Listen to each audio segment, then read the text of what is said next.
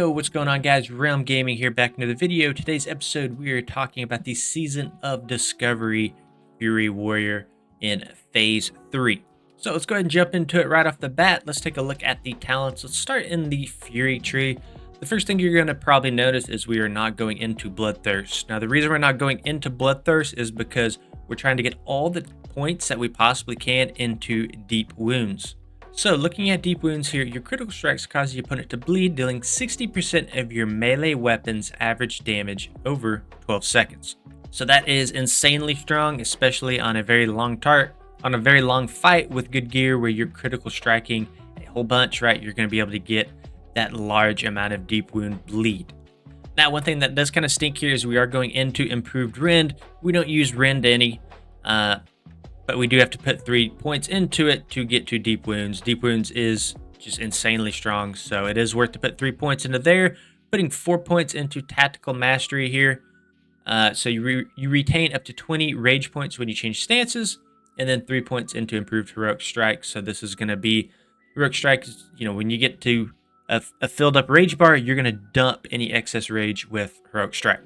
All right, I know I said we talked about the Fury tree first, but we just talked about the arms first, it looks like. So let's jump back over to the Fury side.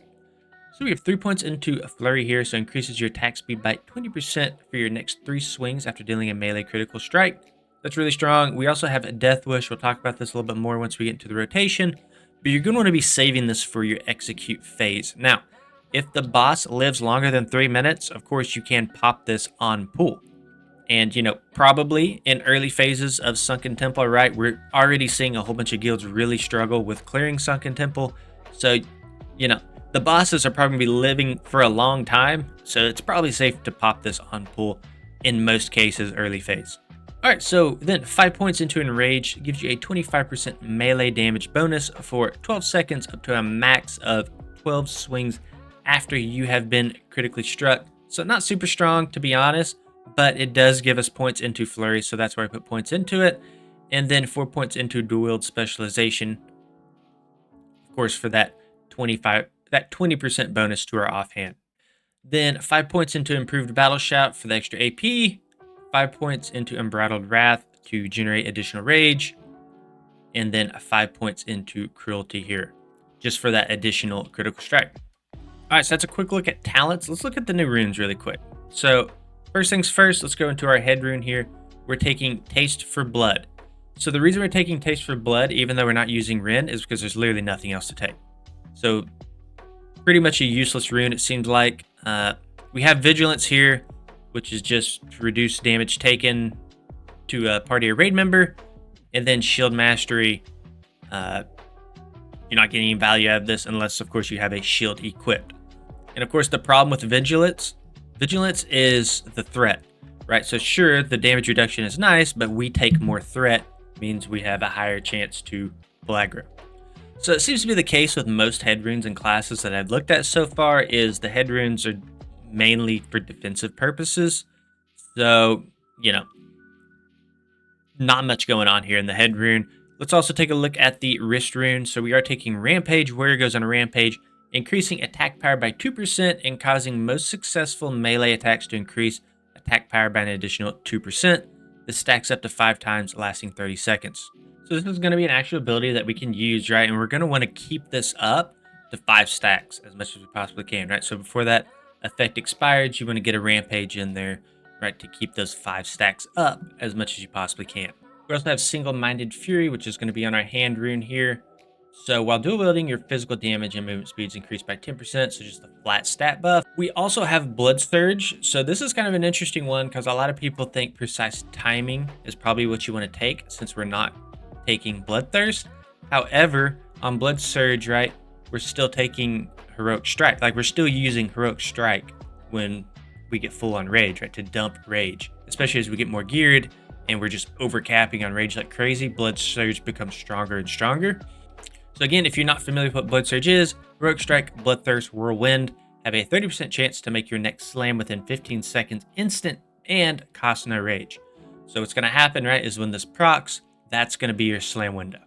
So we're taking that in ways. Precise Timing might be better if you're kind of rage starved, but for now, Blood Surge is probably going to scale better later into the phase. You can swap to Precise Timing if you want early phase, but I think the Blood Surge is going to be better long term. Up next in our leg rune, we have Consumed by Rage. Enrages you and grants you 10% melee damage bonus for 12 seconds, or up to a maximum of 12 swings after you exceed 80 rage. So this is just kind of like a buff, right? As you get more and more gear, I keep saying this over and over, but as you get more gear, rage becomes less of a problem. So teetering over that 80 rage threshold, right, to proc this becomes easier and easier. So this is more passive, really, more than anything. But it is something. It becomes more passive the more geared you get. It is something. If you're rage starred, this is something you really want to pay attention to, right? Because you do want to get over that 80 rage threshold to get this to proc, right? So very, very important, but becomes more passive as the phase goes on and on. Then, since we are in a raid environment, Rallying Cry is going to be really strong. Grants all party and raid members within 40 yards 15% increase in maximum health for 10 seconds. All right, and then now let's talk about priority lists. And this could change within a spot or two. Everything's situational, right? Things happen. Sometimes you might lose rampage stacks and you want to bump that up in priority to get those stacks back up. It just depends. But in general, right, step one, depending on your raid comp, maybe another warrior can worry about Sunder Armor. You're running with a prop warrior, right? And you don't have to worry about Sunder Armor. You can just scratch number one off. But of course, Sunder stacks are going to be extremely important. So that'll be at the top of your priority list. Number two is going to be your runes. So you want to get over 80 rage, right? Because we want to proc this Consumed by Rage, right? And then we also want to maintain our rampage stacks, which is our wrist rune here. So those three things are going to be very high priority, and you want to keep your sort of passive buffs up as much as you possibly can. Now, outside of that, you do want to rotate between Blood Rage and Berserker Rage, right? If one's on cooldown, go to the other. And the reason that's very important is due to Flagellation, our chest rune. So gain 25% bonus to physical damage 12 seconds after activating Blood Rage or Berserker Rage. So we want to use those on cooldown, right? We want as much damage buffs as we possibly can throughout our rotation. Priority 4, you want to use Whirlwind and Slam kind of on cooldown. Now, of course, we're only using Slam on Blood Surge proc. So once again, going back to a rune here, Blood Surge, Heroic Strike, Bloodthirst, which we're not using, and Whirlwind have a 30% chance to make your next slam within 15 seconds instant and cost no rage. So Whirlwind pretty much on cooldown, and then Slam just whenever Blood Surge procs. Step 6 here is going to be your execute phase, and of course, this could bump up in priority. I just have it as step 6, right? Because this is probably going to happen very late into the fight, right? But this is very important to get down. This is where a bulk of your damage is going to come from, is this execute phase. And just in case you guys aren't familiar with what execute is, if you're new to warrior, attempt to finish off a wounded foe, causing 325 damage and converting each extra point of rage into 9 additional damage, only used on enemies with 20% or less health. So when we say execute phase, that just means the boss has less than 20% health, and you can literally use your execute ability. So when that happens is when warrior is the strongest, right? So you want to have your Death Wish ability. You want to use that. So again, Death Wish is right here. 3-minute cooldown when activated. It increases your physical damage by 20%.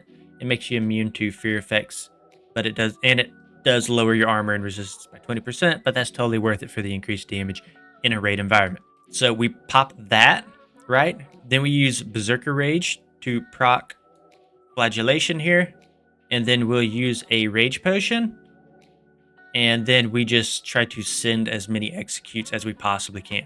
And this is what I was kind of talking about earlier. If you know the boss is going to live for longer than 3 minutes, feel free to pop Death Wish at the start of the pool, right? There's no reason to waste that damage just waiting on your execute phase if you know it's going to take 4 or 5 minutes to get to it.